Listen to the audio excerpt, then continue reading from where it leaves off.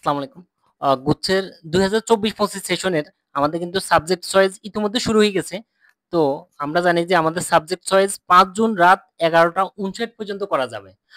আমরা আজকে দেখব যে মোবাইলের মাধ্যমেই কিন্তু সকল কাজ একেবারে কোটা দেওয়া, তারপরে view eligible subject, subject choice দেওয়া, ভিউ চয়েস লিস্ট দেখা এবং ডাউনলোড করা, মেক পেমেন্ট করা, এছাড়াও আদার্স যত কিছু আছে সবকিছু কিন্তু আমরা মোবাইলে করতে পারবো একদম ইজিলি, কোনো সমস্যা নাই। চাইলে আর আরেকজনের উপর নির্ভর করা যাবে না, নিজেরটা নিজেই করতে হবে। এবং আমাদের মেরিট লিস্ট কত পর্যন্ত যাবে সেটাও আমরা দেখব, আইডিয়া করব কোন ক্যাটাগরিতে কি করতে হবে। তো প্রথমে আমরা সাবজেক্ট চয়েসটা দেখি। সেটা হলো আমাদের সাবজেক্ট চয়েস আমরা ৫ জুন রাত ১১টা ৫৯ পর্যন্ত করতে পারবো। তো এক্ষেত্রে আমি রিকোয়েস্ট করব আমাদের মিনিমাম ২ দিন হাতে রেখে আমরা কিন্তু অবশ্যই সাবজেক্ট চয়েস দিয়ে দিব। কারণ যদি আমাদের কোনো শেষের দিকে কিন্তু আমাদের নেটে অনেক সমস্যা হবে, তখন কিন্তু আমরা সাবজেক্ট চয়েস দিতে পারবো না। আর যদি কোনো কারণে টাইম না বাড়ায় তাহলে কিন্তু আমাদের অবস্থা খুবই খারাপ হবে। এই জন্য আমরা অবশ্যই ২ দিন হাতে রেখে তারপর সাবজেক্ট চয়েস দেব। এরপর আমাদের প্রতিটা বিশ্ববিদ্যালয়ে ৫০০ টাকা করে। কেউ যদি ফিক্সড হয় যে আমার মেরিট অবস্থা খুবই ভালো এবং আমি একটা বিশ্ববিদ্যালয়ে করবো, একটা বিশ্ববিদ্যালয়ে আসবে, এরকম কনফিডেন্স ছাড়া কারো একটা বিশ্ববিদ্যালয়ে করার দরকার নেই। অবশ্যই একাধিক বিশ্ববিদ্যালয়, সম্ভব হলে সবগুলা, একবারে ১৯টা বিশ্ববিদ্যালয়। যদি টাকা বা আদার্স মানে কোনো সমস্যা না থাকে তাহলে সেক্ষেত্রে ১৯টাই করতে হবে, মানে করলে সুবিধা আর কি, এটা আপনার ইচ্ছা। এরপর আমাদের ওয়েবসাইট, প্রথম কাজ যেটা যে আমরা দেখবো যে কিভাবে আমাদের মোবাইলে সব কাজ আমরা করতে পারি। এটার জন্য ১ নম্বর কাজ হলো আমরা প্রথমে গুগলে অথবা গুগল ক্রোমে এই ওয়েবসাইটটা লিখবো। https ডট দিব স্ল্যাশ দিব gstadmission.ac.bd। এটা লিখে যখন আমরা সার্চ দিব তখনই কিন্তু আমাদের লগ ইনের অপশন আসবে। আমরা লগ ইন করবো আইডি এবং পাসওয়ার্ড দিয়ে। লগ ইন করার পরে কিন্তু আমি আমার ইউনিট, আমার রেজাল্ট সব শো করবে। এরপর আমি নিচের দিকে আসবো। নিচের দিকে আসার পর আমার প্রথম কাজ যেটা সেটা হলো ভিউ এলিজিবল সাবজেক্ট, মানে আমি যে সাবজেক্টের যোগ্য সেটা আমি এখান থেকে দেখতে পাবো। আমার কাজ হলো কি, আমি এখানে ক্লিক করব। ক্লিক করার পর আমি ইউনিভার্সিটি সিলেক্ট করব। সিলেক্ট করার পর ওই ইউনিভার্সিটিতে যে সাবজেক্টগুলো আছে, অর্থাৎ আমার মেরিট অনুযায়ী, আমার ইউনিট অনুযায়ী, আমার এসএসসি রেজাল্ট অনুযায়ী, জিপি অনুযায়ী আমার কোন কোন সাবজেক্টে আমি যোগ্য সেটা আমি দেখতে পাবো। সেই অনুযায়ী আমি ওই বিশ্ববিদ্যালয়ের যেগুলা এবং বিভাগ পরিবর্তন করেও আমার যে ইয়াগুলো আছে, সাবজেক্টগুলো আছে, আমি কিন্তু সবগুলো এখান থেকে দেখতে পাবো। এটার জন্য আমাদের এক কাজ হলো, ভালো হবে এটাই যে আমি একটা কাগজে লিস্ট করব যে কোন বিশ্ববিদ্যালয়গুলোকে আমি প্রায়োরিটি দিব, কোন সাবজেক্টগুলোকে আমি প্রায়োরিটি দিব বা প্রাধান্য দিব, দিয়ে আমি সেটা লিস্ট করব। তারপরে যাই আমি অ্যাপ্লাই উইথ সাবজেক্ট চয়েস। এই অ্যাপ্লাই উইথ সাবজেক্ট চয়েস দেওয়ার আগে আমাদের প্রথম যেটা জানতে হবে সেটা হলো এই যে এটা ইউনিভার্সিটি এবং সাবজেক্ট। আমি কোনটাকে প্রাধান্য দিব? আমি কি ইউনিভার্সিটিকে প্রাধান্য দিব না সাবজেক্ট? যদি আমি ইউনিভার্সিটিকে প্রাধান্য দিই যে আমার এই ইউনিভার্সিটি যে সাবজেক্ট হোক আমার এই ইউনিভার্সিটি পেতেই হবে এবং আমার পজিশনও ভালো, এরকম কনফিডেন্স যদি থাকে, তাহলে সেক্ষেত্রে কি করতে হবে? ধরে নিলাম একটা ইউনিভার্সিটি এনএসটিইউ, তাহলে সেক্ষেত্রে আমার করণীয় কি? এনএসটিইউর যতগুলো সাবজেক্ট আছে, যেমন এনএসটিইউর ল,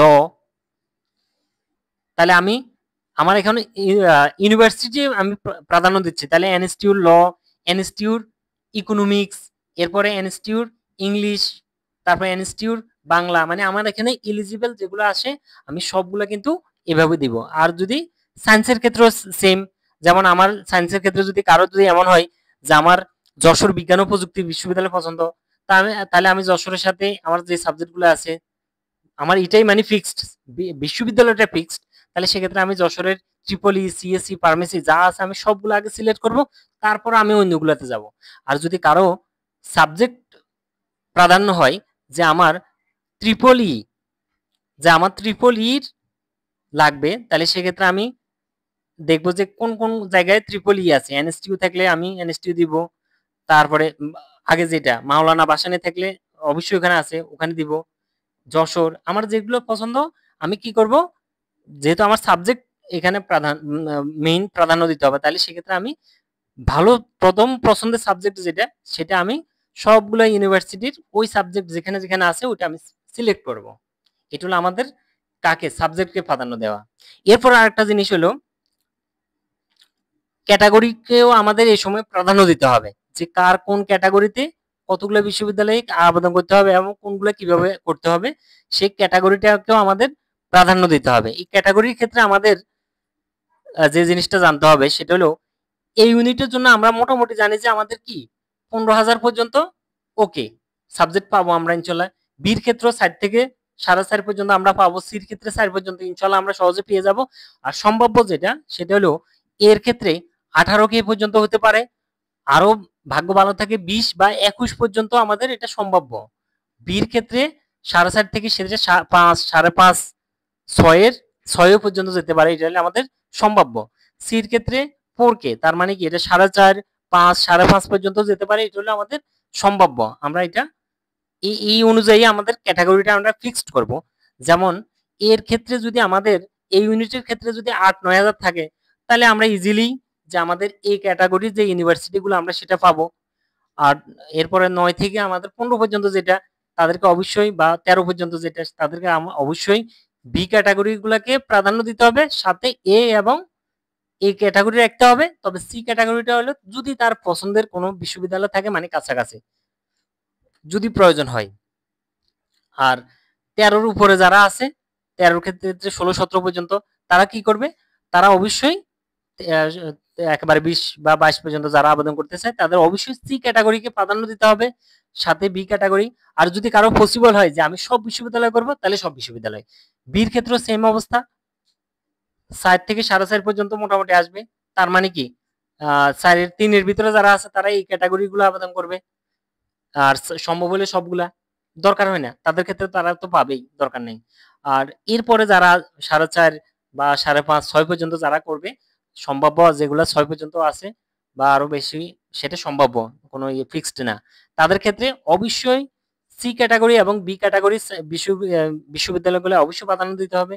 সির ক্ষেত্রে একই অবস্থা, 3-এর নিচে যেটা আছে সেটা সমস্যা নাই, কিন্তু 4K উপরে বা 5K 5.5K পর্যন্ত যারা আছে তাদের ক্ষেত্রে অবশ্যই বি এবং সি কে প্রাধান্য দিতে হবে, প্রয়োজন হলে সবগুলা। এবং বিভাগ পরিবর্তন করেও যতগুলা সম্ভব হয় সবগুলাতে দিতে হবে।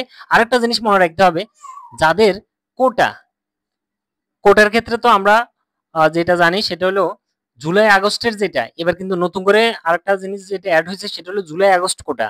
এই জুলাই আগস্ট কোটার ক্ষেত্রে যেই শহীদ হয়েছে তার ওয়াইফ অথবা তার ছেলে মেয়ে, যদি সেটা না থাকে তাহলে সেই ক্ষেত্রে তার ভাই অথবা বোন। আর এনটি কিউ এই কোটাটা হলো শুধুমাত্র রাঙ্গামাটি বিশ্ববিদ্যালয়ের জন্য, এবং যারা পার্বত্য চট্টগ্রাম আছে তারা এটা পাবে। তো কোটার ক্ষেত্রেও যেটা সুবিধা, যে তারা 30, 40, 50 পর্যন্ত তারা আবেদন করতে পারবে, যদি তাদের সেটা হয়, সম্ভাবনা যেহেতু আছে কোটার ক্ষেত্রে। আর আরেকটা জিনিস আমাদের আপডেট, এই আপডেট জিনিসটা হলো কেউ যে তার সাবজেক্ট চয়েস দেওয়া হয়ে গেছে কিন্তু এখনো সময় আছে, অর্থাৎ 5 জুন হয় নাই, তার আগেও কিন্তু চাইলে সে এটা এডিট করে চেঞ্জ করতে পারবে, যে আমার এটা 3 নাম্বারে ছিল আমি এটাকে 4 নাম্বারে করে দিব, বা 2 নম্বর 4 নম্বরটা 2 নম্বর করে দিব। কেউ চাইলে এই চেঞ্জটাও করতে পারবে, তবে সেটা অবশ্যই 5 জুনের আগে। টাকা পেমেন্টের ক্ষেত্রে কেউ যদি এমন হয় যে আমি ভিউ চয়েস লিস্ট পর্যন্ত গেছি, মেক পেমেন্টটা এখনো করি নাই, সেটা সেভ করে রেখে দিয়েছি, পরে পেমেন্ট করব, তো সেটাও করা যাবে, তবে সেটা অবশ্যই 5 জুনের আগে। তো আমি বলবো যে যদি সবকিছু ওকে করা থাকে তাহলে পেমেন্ট করার সাথে সাথে পেমেন্ট করে দিলে ঝামেলা শেষ। পরবর্তী যেহেতু সময় থাকলে পরবর্তী এডিট করা যাবে। এরপরে যে আমরা সাথে সাথে মেক পেমেন্ট করার পর অবশ্যই সেটা ডাউনলোড দিয়ে রাখবো, এতে করে আমাদের কাছে এটা সেভ হয়ে থাকবে। আর আমাদের সাবজেক্ট চয়েস দেওয়ার সময় আরেকটা জিনিস যেটা খেয়াল রাখতে হবে সেটা হলো আসন, কোন বিশ্ববিদ্যালয়গুলোতে আসন বেশি আছে সেটাকে কিন্তু আমাদের অবশ্যই প্রাধান্য দিতে হবে। এরপরে ইউনিট চেঞ্জের কথা যে একটু আগে বলছিলাম, যে ভিউ এলিজিবলে ঢুকলে আমাদের সাবজেক্ট পরিবর্তন করেও কোন কোন সাবজেক্ট আছে, মানে আমার যতগুলো সম্ভব হয় আমি সবগুলোতে চয়েস দেব। তো সবাই ভালো থাকবেন, ধন্যবাদ, আসসালামু আলাইকুম।